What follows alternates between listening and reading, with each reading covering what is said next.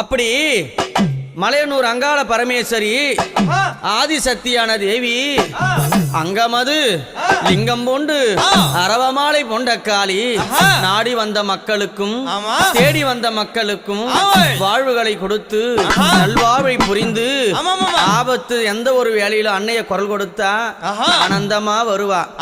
தீங்கது செய்யாமல் திமிராம பேசாமல் அவளை ஏதளப்பம் செய்யாது இருந்தான்னா அவகிட்ட எல்லா உத்தரவும் நடக்கும். தீங்கது பேசி அவளை எப்படி ஏதளப்பமா பேசினா ஒருத்தரையும் வாழ விட மாட்டா.